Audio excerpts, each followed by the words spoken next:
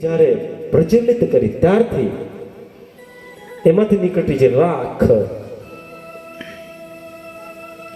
એ તે સમયથી બાબા મુઠ્ઠી ભરી ભરીને જ્યારે આપતા ભક્તોને. પણ બાબાએ સમજાવ્યું, રાખ એટલા માટે કે જે આપણું શરીર છે એક દિવસ એ રાખ થવાનું છે. એની પ્રતીતિ કરાવી છે મને, અને ભૂલી ન જઈએ એટલા માટે જ્યારે જ્યારે પણ ભક્તો દર્શન માટે આવે છે અને બાબા ભગવતી આપતા, અને આજે પણ એ શરીરવાસીઓ એ નિભાવી રહ્યા છે. ભલે નાનકડું પાઉચ છે પણ એની જે ઉર્જા શક્તિ જ્યારે પણ ઉપયોગમાં લો તો એનું સ્મરણ કરી અને ઉપયોગમાં લેજો. કારણ કે આપણે જાણીએ છીએ કોઈ પણ કાર્ય કરીએ દિલથી ન કરીએ તો એ કાર્ય પૂર્ણ ન થાય. અને એટલા માટે આ ઉદય પણ જ્યારે જ્યારે પણ તમે કોઈ પણ સમયે કોઈ પણ પ્રોબ્લેમ માટે ઉપયોગ કરો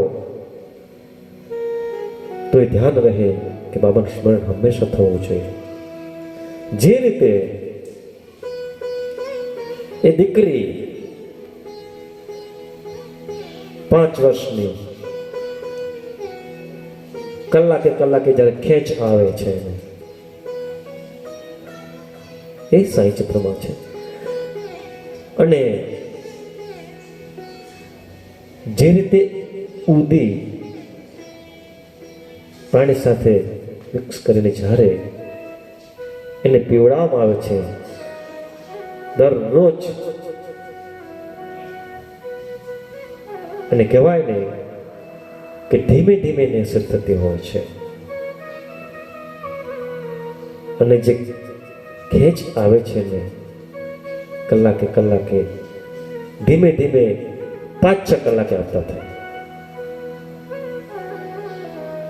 જેમ જેમ ઉદી અસર કરતી ગઈ છે તેમ તેમ એ દીકરી સાજી થતી ગઈ છે. અને છેલ્લે 1 માસ પૂર્ણ થતા એ જે ખેંચ આવતી હતી એ પણ બંધ થઈ ગઈ. એ એટલા માટે દ્રષ્ટાંત આપી રહ્યો છું કે જેણે જેણે પણ ઉપયોગમાં લીધી છે અહીંથી પણ મળે છે. કોઈ પણ સાંઈ મંદિરે તમે જશો ત્યાં તમને મળશે. અને કદાચ કોઈક એવો સમય હોય તમારી પાસે ઉદી નથી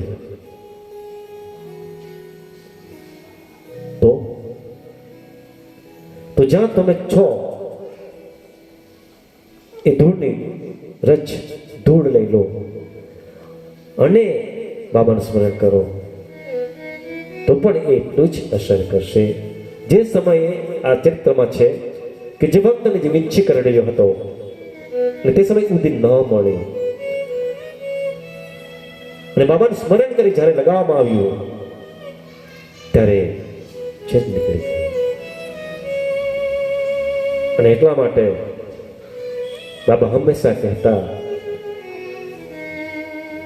રમતા રામ આયો છે ઉદિયા કી પુડિયા.